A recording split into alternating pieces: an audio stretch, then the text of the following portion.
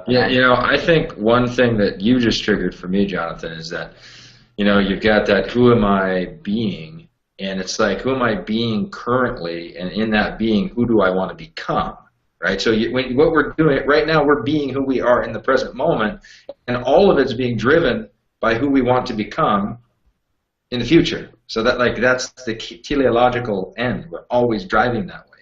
So I think a defining question for me in the internet lifestyle is, who do I want to what is my lifestyle, and who do I want to be fitting in with? And this is like a kid in the sandbox question on the playground. Who do I want to be friends with? And for me, I wanted to be friends with people that were really, really fun and did what they want, and they didn't complain. But I wanted to be around people that were fun and growing, exciting, avant-garde, in the front, not the back.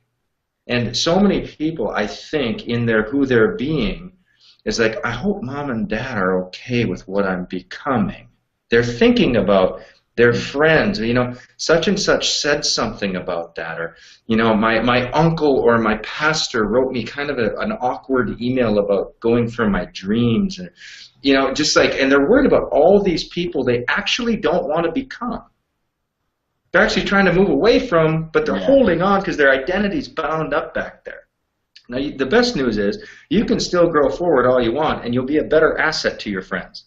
So it's not like you ditch them. You maybe love them from a little more distance. It's just a little more distance, but the love actually intensifies. But now you can bring game into their life that can actually change their life.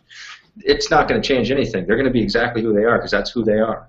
But anyway, so this is just all this stuff is just better asset, man. That's a tough one too. That is so hard to really take in because there's a self-sabotaging part of all of us. There's almost this drive. It's inherent in every human being. There's some drive to self-sabotage in some way.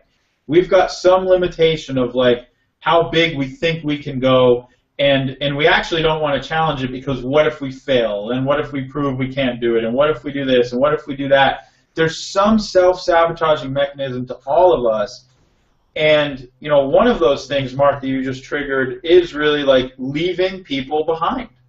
It's who are you going to leave behind if you really step into your own greatness? If you really step into this next level of your life, who are you going to leave behind?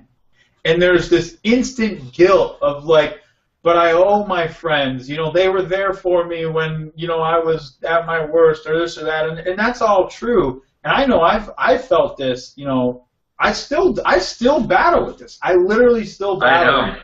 Should I battle more than I do with what better friend should I have been calling? Should I do this? Should I do that?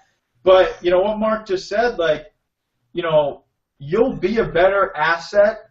And honestly, what good are you anyway if you stay behind?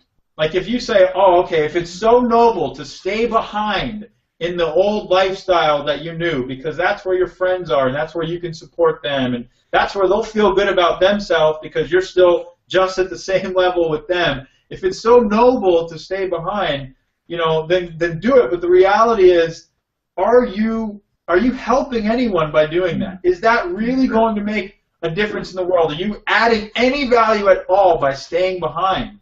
And it's crazy how much we will sabotage because of some belief like that.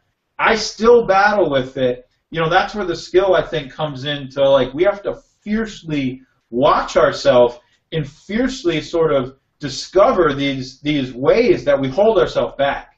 Because no matter what level of the game you're stepping into, there's only new ways that you hold yourself back. When you distinguish the old ways, that's great. You're going to get through to that next level. But now I'm looking out for all the ways that I hold myself back now. When I step into that meeting with the founder of, Jabra or whatever, who cashed out for $200 million, and I'm instantly thinking, I have no right to be in this meeting. I'm just this stupid little internet direct sales guy. I only made, $20 million. I suck, right? I can't be in this meeting.